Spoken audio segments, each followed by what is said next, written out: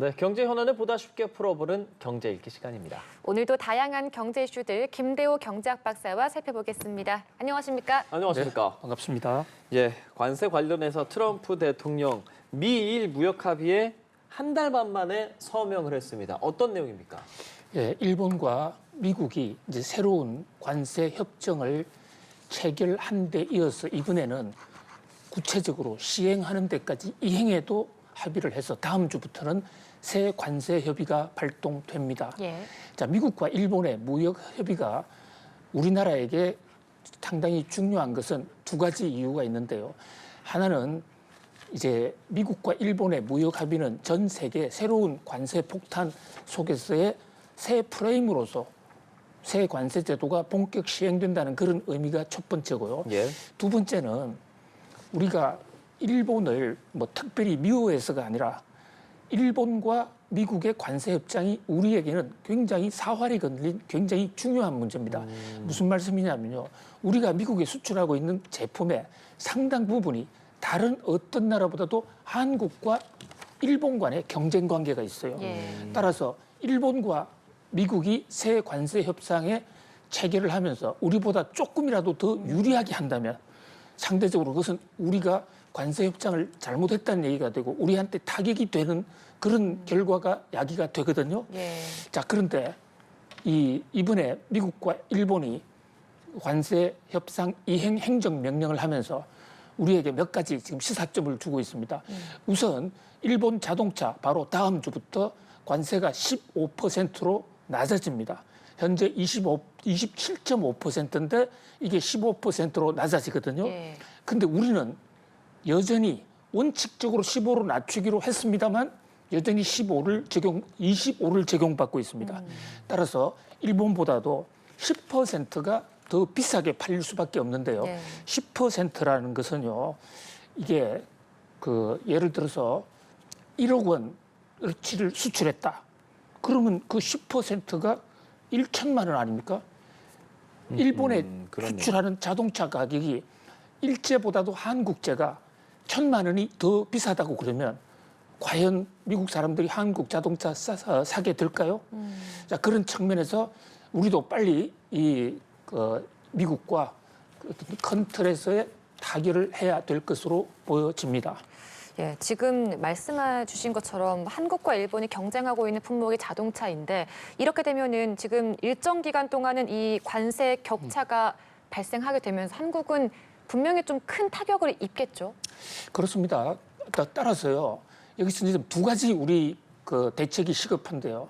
하나는 우리가 미국과 일본 물론이고 우리도 한국과 미국 간에 이미 합의했으니까 트럼프 대통령의 이 행명령이 좀 행정적인 이유로 늦어진다면 지금 내고 있는 관세 중에 10%는 나중에 돌려받도록 하는 그런 조처가 필요합니다. 왜냐하면 우리는 이미 합의했으니까. 더더군다나 가장 경쟁이 첨예한 한국과 일본 간에서 일본은 먼저 내려주고 우리를 안 내려주면 우리는 상대적으로 불이익을 받는데요. 이게 이제 기간은 며칠 안 될 것으로 보입니다. 우리도 조만간 관세가 내려갈 가능성이 높으니까요. 따라서 협상을 빨리 해야 되겠지만 그런데 시장의 속성이라는 게요. 하방 경직성이 있어서 한번 한국 제품이 비싸다라고 인식이 되면 미국의 소비자들이 한국은 일본보다 관세를 10% 더 받는 거 아니냐 이런 잘못된 고정관념이 고착화될 수가 있거든요. 그런 면에서 좀 정부가 적극적으로 나서야 될 필요가 있고요. 또 하나는 지금 일본의 경우에는 한국과 미국 간에 있었던 자유무역 협정이라는 게 없었습니다. 따라서 자동차의 경우에 원래 2.5를 내고 있었단 말이죠. 2.5를 내고 있었던 게 지금 15가 되는 거잖아요. 근데 우리는 한미 무역 협정 FTA에서 한 푼도 안 내고 있었습니다. 0에서 15%가 되니까 관세 오른 폭만 보면 우리가 일본보다도 크게 불리하게 되는 겁니다.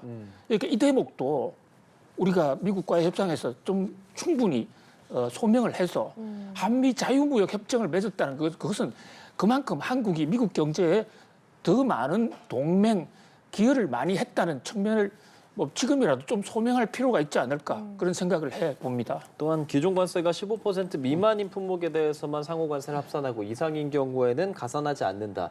이유와 같은 조건을 하게 되는데 우리도 이렇게 가야 되는 거겠죠.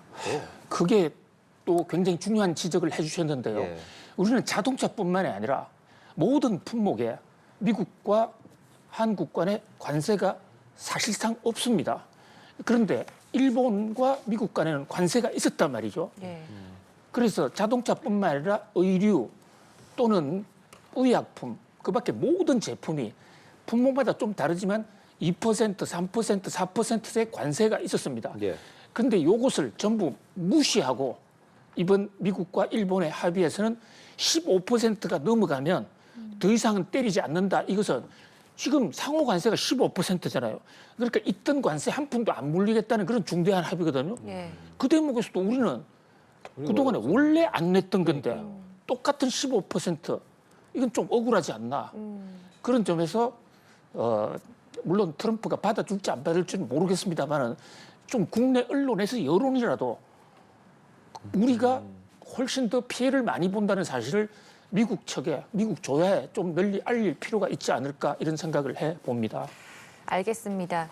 다음 주제 넘어가서 원달러 환율이 또 1,400원대 육박했습니다. 지금 현재 보면 1,392원 정도로 지금 움직이고 있는데 사실 환율이 좀 안정세를 보이다가 다시 7월부터 이렇게 상승세를 보이고 있는데요. 이유는 뭐라고 보시나요? 예, 환율이 오른다는 것은 우리나라 돈 가치가 떨어진다는 거예요. 예. 환율은 교환 비율의 약자인데 원화와 달러를 교환할 때 종전에 1달러를 바꾸려면 한국 돈 1,300원만 줘도 되는데 지금은 1,400원을 줘야 우리 돈 1,400원을 줘야 1달러를 가져오니까 상대적으로 우리 돈 가치가 떨어진 거 아닙니까? 예. 예. 우리 돈 가치가 떨어지면 국내 물가가 오르고 또 국제적으로 우리 자산 가치가 하락합니다. 물론 수출은 좀 잘 되는 경향이 있지만 지금 입장에서는 우리 환율이 지금 너무 올랐기 때문에 좀 안정화될 필요가 있는데 이게 잘 나가다가 최근 들어서 다시 지금 우리나라 돈 가치가 떨어지는 환율이 1,400원을 지금 위협하고 있거든요. 예.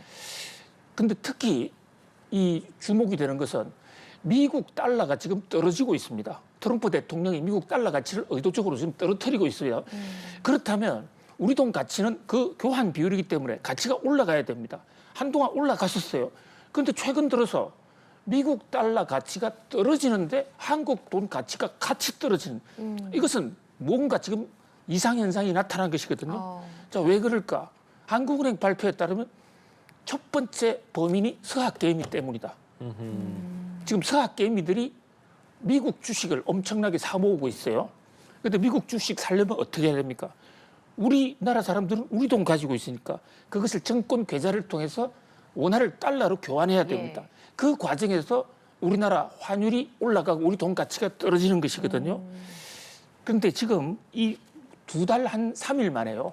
무려 2조 원이 훌쩍 넘어가는 2조 5천억 원어치를 우리 서학개미들이 원화를 가지고 달러를 사서 미국 주식을 산 겁니다. 자, 그런데 만약에 미국 달러가 계속 떨어지고 있기 때문에 우리나라 돈 가치가 올라간다면 지금 돈을 바꾼 서학개미들은 손해를 볼 수 있거든요. 왜냐하면 달러 가치가 떨어지고 예. 우리나라 원화 가치가 평상시 가격대로 1,400원에서 한 1,300원 정도로 올라온다면 나중에 달러를 원화로 바꿀 때 큰 손실을 볼 수 있어요. 그런데도 불구하고 서학개미는 환차손을 뻔히 보면서도 왜 미국으로 갈까? 예. 두 가지 이유가 있습니다. 예. 미국 주식은 잘 되는데 한국 주식은 잘 안 되는 거예요. 그러다 보니까 뭐 서학개미를 탓할 수도 없는 겁니다. 그러니까 한국 주식이 잘 되도록 우리 증권 시장에 저변을 좀 확대해야 되고요. 자, 또 하나는 우리가 한미 관세 협상 같은 걸 하면서 3,500억 달러를 미국에 투자하기로 했지 않습니까? 지금 당장 나가는 건 아니지만 그게 나갈 때마다 우리 돈 가치는 떨어져요. 그러니까 중장기적으로 이 우리나라 원화 가치가 별로 오르지 않을 것이라는 그런 국제적인 인식 속에서 외국인 투자가들이 요즘 최근 들어서 한국에 안 들어와요. 이 두 가지 요인이 지금 우리나라 원달러 환율을 불안하게 만드는 그런 요인인데 문제는 환율이 만약에 1,400원에서 다시 거꾸로 본연의 1,350원 정도로 돌아간다면 예. 지금 우리 돈 가지고 달러를 바꾼 사람들은 환차손을 입을 수가 있기 때문에 예. 좀 조심해야 되는 그런 상황이기도 합니다. 예, 뭐 미국 투자에 대한 얘기해 주셨으니까 간단하게 이것도 짚어보고 싶은데 오늘 밤에 이제 8월 비농업 고용 보고서 미국에서 이제 발표가 되지 않습니까? 이 부분도 중요하죠. 그렇습니다. 오늘 밤 운명의 시간 9시 반인데요. 예. 우리나라 시간으로 밤 9시 말입니다. 예. 미국이 고용 보고서를 발표하는데 고용이 좀 침체할 것으로 예상이 돼요. 그럼 고용이 안 좋으면 미국은 금리를 인하할 겁니다. 현재 그러자라도 9월 달에 금리 인하 기정사실로 되는데 오늘 밤 고용 지표마저 안 좋다면 예. 9월 17일 날 금리 인하 확률이 매우 높아집니다. 미국이 금리를 내리면요. 미국 돈 가치가 미국의 금리이기 때문에 미국 달러가 더 떨어질 가능성이 있습니다. 이 대목 좀 우리 조심할 필요가 있고요. 예. 또 미국이 만약에 금리를 내리면 우리나라 한국은행도 영향을 받게 될 텐데 그러나 이제 길고 짧은 건 밤에 되어봐야 압니다. 만약에 반대로 그 고용 보고서가 너무 좋은 거로 나타나면 금리 인하 속도를 늦출 수도 있거든요. 그래서 이 오늘 밤에 미국의 고용 보고서 과연 일자리가 얼마나 늘어나느냐 또 실업률이 얼마냐 시간당 임금이 얼마냐 세 가지 지표가 동시에 발표되는데 우리 함께 좀 지켜볼 필요가 있겠습니다. 예, 우리 시간으로 오늘 밤 9시 30분에 발표된다라고 좀 말씀해 주셨습니다. 또한 금융감독원에 따르면 올해 상반기 우리나라 전업카드사의 순이익이 줄었습니다. 18.3% 감소했고 반면에 연체율은 또 10년 반 만에 최고치로 상승했고 이렇게 좀 카드사가 불황을 겪는 이유는 뭐라고 보십니까? 예, 요즘 카드사 경영 환경이 급속히 지금 악화되고 있습니다. 예. 고민이 많은데요. 우선 가상화폐, 가상자산이라고도 그러는 이 스테이블 코인이 나오면 굳이 카드 안 써도 된다. 이런 공포 때문에 미국에서조차 지금 카드사가 상당히 어려운 그런 거시경제적 암초가 하나 있어요. 국내적으로는요. 많은 영세 상공인들이 카드를 많이 쓰는데 이 상공인들이 도산하거나 영업을 중단하게 되면 제때 카드 값을 못 갚게 된다고요. 그렇게 되면 카드 회사는 카드는 일단 선 지급해주고 나중에 받는 구도잖아요. 그러면 회사가 망하면 영세 상공인들이 망하면 대손 그러니까 대출해주고 돈을 못 받는 대출 손실이 생기게 되는 거죠. 바로 그것 때문에 지금 카드사의 이익이 좀 감소하고 있습니다. 연체율이 10년 만에 최고다. 돈을 제때 안 갚으니까 카드사 이익은 떨어지는 것은 뭐 기정사실로 되는데 이것은 그만큼 우리 영세 사업자가 어렵다. 또 영세 사업자뿐만 아니라 서민들도 카드로 결제했다가 나중에 못 갚는 사실 카드를 못 갚으면 신용도 떨어지는데 저걸 못 갚는다는 것은 최악의 상황 아닙니까? 그래서 일부 계층은 지금 상당히 이 살림살이가 좀 핍박하다. 이것을 보여주는 한 단적인 사례라고 할 수 있을 것 같습니다. 다만 비카드사의 이익은 또 늘었습니다. 이건 어떻게 해석할까요? 예, 카드를 만드는 회사는 예. 크게 두 가지가 있는데요. 우리 뭐 비자 카드 또는 마스터카드 이것은 카드 업무만 전업으로 하는 카드 전업사입니다. 그것은 카드 연체율이 높아지면 직격탄을 받는데 예. 카드 회사 중에 카드를 전업으로 하지 않고 다른 업무를 같이 하는 회사도 많습니다. 리스, 렌탈 이런 회사도 카드를 하는데 그쪽에서도 카드 순이익은 줄었어요. 그런데 리스, 렌탈 이런 기업을 대기업들을 상대로 하는 이 부분에서 이익이 늘어나서 일반 카드 영업 수익이 좀 감소해도 불구하고 전체적으로는 이득이 더 늘었다. 그래서 어떤 양극화 현상이 일어났다 이렇게 볼 수 있겠습니다. 알겠습니다. 저희가 좀 짧게 여쭤볼게요. 곧 추석 연휴가 다가오는데 물가는 계속해서 오르고 있습니다. 좀 어떤 조치가 필요할까요? 지금요 우리나라 물가 전체적으로 CPI나 PCE는 많이 잡아가고 있습니다. CPI 계통이 2% 안짝으로 들어와서 물가 걱정이 많이 덜어지고 있는데 다만 네. 지금 앵커님 지적하신 대로 바로 식품 물가, 먹거리 물가 이게 어떤 자연 환경이라든지 가뭄, 폭우 뭐 별의별 형태의 자연재해가 지금 총집결이 되다 보니까 조금 불안한데요. 추석을 눈앞에 두고 있는데 이재명 대통령도 지금 추석 앞두고 물가 불안에 선제 조치를 하자 이렇게 제안을 했습니다. 자, 이 경제학계에서도 볼 때요. 물가라는 것은 한 번 오르면 잘 안 내려가는 성향이 있습니다. 그래서 지금 물가가 크게 높은 것은 아니지만은 먹거리 물가 같은 것에 대해서 추석과 연동돼서 올라가는 일이 없도록 선제적으로 대응하자는 그 지적에 동의하고요. 이것은 기업들이나 정부, 우리 모든 경제 주체들이 한마음 한뜻으로 우리 추석에 물가 폭탄이 터지지 않도록 좀 신경을 써야 될 것으로 보여집니다. 알겠습니다. 오늘 경제 읽기 김대호 박사와 함께했습니다. 고맙습니다. 고맙습니다. 감사합니다.